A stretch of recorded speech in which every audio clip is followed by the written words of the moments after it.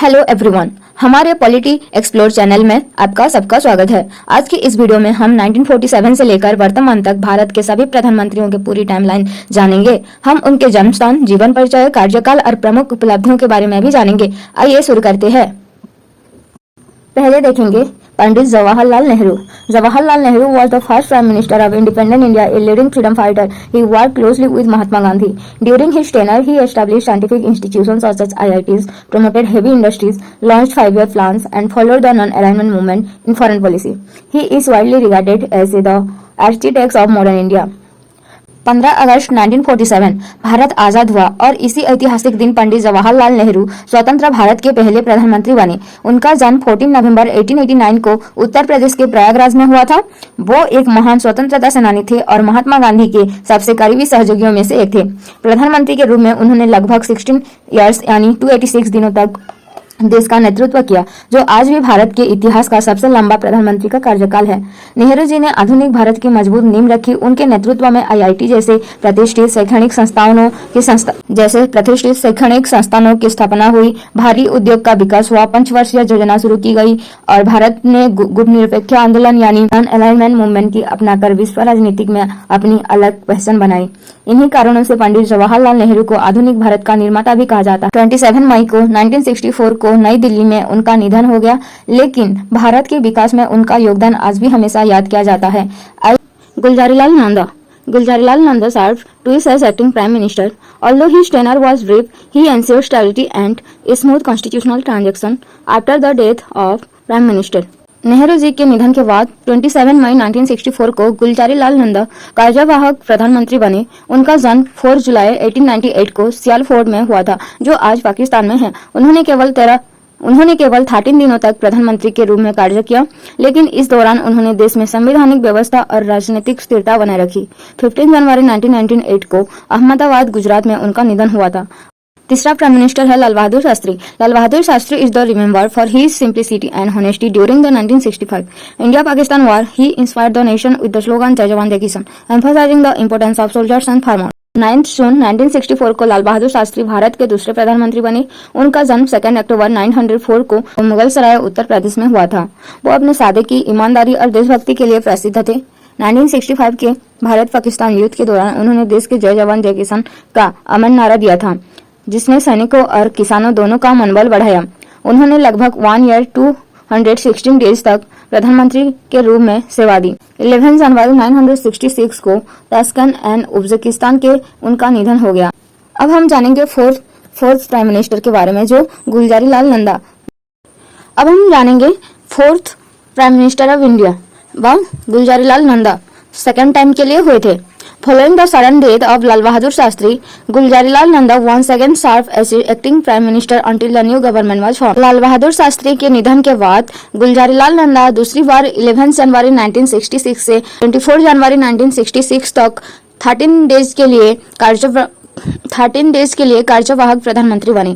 उन्होंने एक बार फिर देश में शांतिपूर्ण सत्ता हस्तांतरण सुनिश्चित किया है। अब हम जानेंगे इंदिरा गांधी के बारे में। Indira Gandhi was the India's first woman prime minister. She led India to victory in the 1971 war, supported the Green Revolution and strengthened India's global standing. Her tenure also included the emergency 1975 to 1977. She was assassinated in 1984. 24 जनवरी 1966 को इंदिरा गांधी भारत की पहली महिला प्रधानमंत्री बनी। उनका जन्म 19 नवंबर से 1997 24 जनवरी 1966 को इंदिरा गांधी भारत की पहली महिला प्रधानमंत्री बनी। उनका जन्म 19 नवंबर 1917 को प्रयागराज, उत्तर प्रदेश में हुआ था। उन्होंने 2 अलग अलग कार्यकालों में लगभग 15 वर्ष यानी 350 दिनों तक भारत का नेतृत्व किया। उनके नेतृत्व में भारत ने सबसे 1971 के युद्ध में ऐतिहासिक विजय प्राप्त की। बांग्लादेश का गठन हुआ और हरित क्रांति को नई गति मिली। हालांकि उनके कार्यकाल में 1975 से लेकर 1977 तक आपातकाल भी लागू हो गया था, जो भारतीय लोकतंत्र के इतिहास का एक महत्वपूर्ण अध्याय है। 31 अक्टूबर 1984 को नई दिल्ली में उनकी हत्या कर दी गई। दोस्तों, ये थे स्वतंत्र भारत के पहले 5 प्रधानमंत्री। अगले भाग में हम जानेंगे मोरारजी देसाई से लेकर पीवी नरसिम्हा राव तक की पूरी कहानी। अब हम जानेंगे मोरारजी देसाई के बारे में।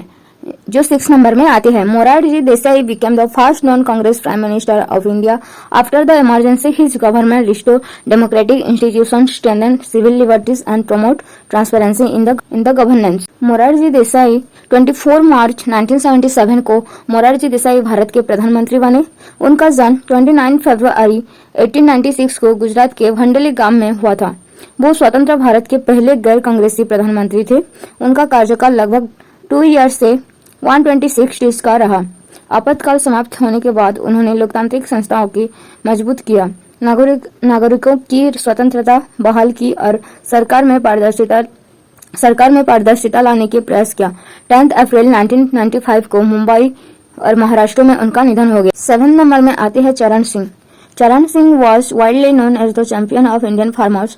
Throughout his political career, he worked to improve the condition of rural communities and strengthen agricultural policies. Chaudhary चरण सिंह 28 जुलाई 1979 को भारत के प्रधानमंत्री बने। उनका जन्म 23 दिसंबर 1902 के उत्तर प्रदेश के नूरपुर में हुआ था।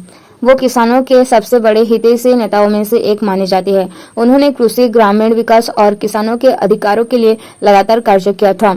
उन्होंने लगभग 170 दिनों तक प्रधानमंत्री के रूप में सेवा दी। 29 मई 1987 को नई दिल्ली में उनका निधन हो गया। अब हम जानेंगे 8 नंबर पर राजीव गांधी व 8वां सरकार राजीव गांधी के बारे में। Rajiv Gandhi became India's youngest Prime Minister at the age of 40.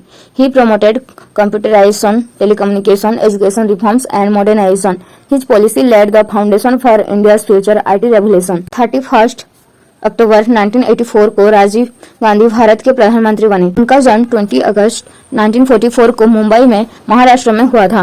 वो केवल 40 वर्ष की आयु में भारत के सबसे युवा प्रधानमंत्री बने।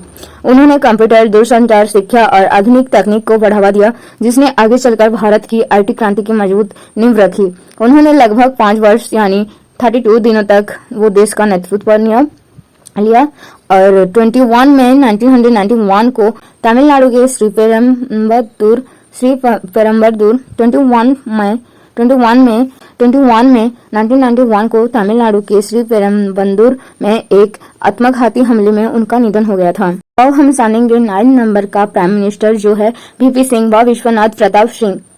VP Singh is the best remembered for implementing the Mandal Commission recommendation which expanded reservation for the other backward classes OBCs. His decision had a lasting impact on Indian politics and society. 2 दिसंबर 1989 को विश्वनाथ प्रताप सिंह भारत के प्रधानमंत्री बने। उनका जन्म 25 जून 1931 को प्रयागराज उत्तर प्रदेश में हुआ था। उन्होंने लगभग 343 दिनों तक प्रधानमंत्री के रूप में कार्य किया। उनके कार्यकाल की सबसे बड़ी उपलब्धि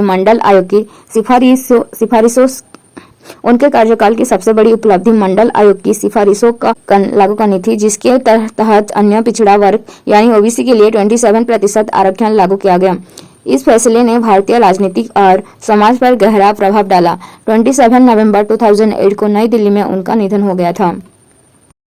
अब आते हैं 10 नंबर पर Chandrashekhar led a minority government during a politically difficult period. Despite limited support, he managed the country's administration with determination. 10 नवंबर 1990 को चंद्रशेखर भारत के प्रधानमंत्री बने। उनका जन्म 17 अप्रैल 1927 को उत्तर प्रदेश की बलिया में हुआ था। उन्होंने लगभग 223 दिनों तक अल्पमत सरकार के नेतृत्व किया और कठिन राजनीतिक परिस्थितियों को बावजूद उन्होंने देश का प्रशासन प्रभावी ढंग से चलाया। 8 जुलाई 2007 को नई दिल्ली में उनका निधन हुआ। अब 11th नंबर पर आते हैं PV Narasimha Rao. PV Narasimha Rao is the known as the architect of India's economy liberalization along with the finance minister Dr. Manmohan Singh. He introduced reform that opened India's economy to the world, encouraged private investment and transformed the country's economic future. 21 जून 1991 को PV Narasimha Rao Bharat के प्रधानमंत्री बने। उनका जन्म 28 जून 1921 को वर्तमान तेलंगाना के अक्नेपल्ली गांव में हुआ था। उन्होंने लगभग 4 इयर्स 330 डेज तक देश का नेतृत्व लिया। उन्होंने भारत के आर्थिक उदारीकरण का जनक माना जाता है। उनके नेतृत्व में और वित्त मंत्री डॉक्टर मनमोहन सिंह के सहयोग से उदारीकरण, निजीकरण और वैश्वीकरण की नीतियां लागू की गई। इन आर्थिक सुधारों ने भारत की अर्थव्यवस्था को नई दिशा दी और वैश्विक स्तर पर भारत की पहचान मजबूत की। 23 दिसंबर 2004 को नई दिल्ली में उनका निधन हो गया था। तो दोस्तों, यह थे भारत के 6 से 11वें प्रधानमंत्री। अगले भाग में हम अटल बिहारी वाजपेयी HD देवेगौड़ा, इंद्र कुमार गुजराल, डॉक्टर मनमोहन सिंह और वर्तमान प्रधानमंत्री नरेंद्र मोदी के बारे में हम विस्तार से जानेंगे। अगर ये वीडियो पसंद आई हो तो लाइक करें और शेयर करें और चैनल को सब्सक्राइब करना ना भूलें। अब हम जानेंगे 12 नंबर का प्राइम मिनिस्टर जो है Atal Bihari Vajpayee. Atal Bihari Vajpayee was one of the India's most respected prime minister and an outstanding orator. During his tenure, India successfully conducted the Pokhran second nuclear test in 1998. He also launched the Golden Quadrilateral Highway project, strengthened India's economic and improved relations with neighbor countries through peace initiative. 16 मई 1996 को अटल बिहारी वाजपेयी पहली बार भारत के प्रधानमंत्री बने, लेकिन उनकी पहली सरकार केवल 13 दिनों तक ही चल सकी। इसके बाद 19 मार्च 1998 को वो दोबारा प्रधानमंत्री बने और 22 मई 2004 तक देश का नेतृत्व लिया। उनका जन्म 25 दिसंबर 1924 को मध्य प्रदेश के ग्वालियर में हुआ था। वो भारत के सबसे लोकप्रिय प्रधानमंत्रियों में से एक और एक महान वक्ता थे। उनके नेतृत्व में 1998 में भारत ने सफलतापूर्वक पोखरण सेकेंड परमाणु परीक्षण किया। उन्होंने गोल्डन क्वाड्रिलेटरल राजमार्ग परियोजना शुरू की, जिसने देश की 4 प्रमुख महानगरों में आधुनिक सड़कों से जोड़ा। उन्होंने भारत की अर्थव्यवस्था और विदेश में नीति को भी नई दिशा दी। उनका कुल कार्यकाल लगभग 6 वर्ष 64 दिनों का रहा और 16 अगस्त 2018 को नई दिल्ली में उनका निधन हो गया था। अब हम जानेंगे 13 प्राइम मिनिस्टर के बारे में। HD Deve Gowda. HD Devegowda served as the Prime Minister of a coalition government. He focused on agriculture, irrigation project and rural development while maintaining political stability. 1 जून 1996 को HD देवेगौड़ा भारत के प्रधानमंत्री बने। उनका जन्म 18 मई 1933 को कर्नाटक के हरदनहल्ली में हुआ था। उन्होंने लगभग 324 दिनों तक गठबंधन सरकार का नेतृत्व लिया।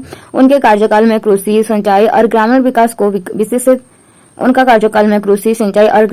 को विशेष प्राथमिकता दी गई। उन्होंने राजनीतिक स्थिरता बनाए रखने का भी प्रयास किया। और अब आते हैं 14 नंबर में IK Gujral means Indra Kumar Gujral. Indra Kumar Gujral is the remembered for the Gujral Doctrine, a foreign policy that promoted friendly relations with India's neighbor countries without expecting immediate reciprocity. 21 अप्रैल 1997 को इंद्र कुमार गुजराल भारत के प्रधानमंत्री बने। उनका जन्म 4 दिसंबर 1919 को झेलम में हुआ था, जो आज पाकिस्तान में स्थित है। उन्होंने लगभग 332 दिनों तक देश का नेतृत्व लिया। वो गुजराल सिद्धांत और गुजराल डॉक्ट्रिन के लिए प्रसिद्ध है, जिसके तहत भारत ने अपने पड़ोसी देशों के साथ विश्वास, सहयोग और बेहतर संबंध स्थापित करने पर विशेष जोर दिया है। 30 नवंबर 2012 को हरियाणा के गुरुग्राम में उनका निधन हो गया था। 15 में आते हैं doctor Manmohan Singh. Dr. Manmohan Singh was a renowned economist and the first Sikh Prime Minister of India. His government introduced the Right to Information Act, expanded social welfare scheme, signed the India-US Civil Nuclear Agreement and maintained strong economic growth. 2004 को doctor Manmohan Singh Bharat के प्रधानमंत्री बने। उनका जन्म 26 सितंबर 1932 को गहा पंजाब में हुआ था, जो अब पाकिस्तान में है। वो भारत के पहले सिख प्रधानमंत्री और विश्व प्रसिद्ध अर्थशास्त्री थे। उन्होंने लगातार 10 ईयर और 4 डेज तक देश का नेतृत्व लिया था।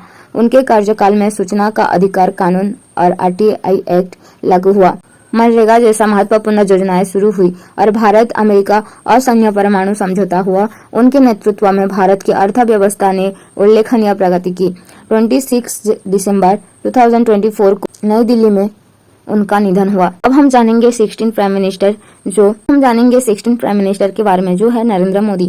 प्रेजेंट टाइम में Narendra Modi is the current prime minister of India. His government has launched major initiatives such as digital India, make in India, Swachh Bharat mission, PM Gati Shakti, Jan Dhan Yojana and startup India. Under his leadership, India hosted the G20 summit in 2023 and has focused on infrastructure development, digital governance and economic reforms. 26 मई 2014 को नरेंद्र मोदी भारत के प्रधानमंत्री बने और वर्तमान में भी इस पद पर कार्यरत है। उनका जन्म 17 सितंबर 1950 को गुजरात के वडनगर में हुआ था। उनके नेतृत्व में digital India, make in India, Swachh Bharat mission, जन धन योजना, स्टार्टअप इंडिया और PM गति शक्ति जैसे कई महत्वपूर्ण योजनाएं शुरू की गई है।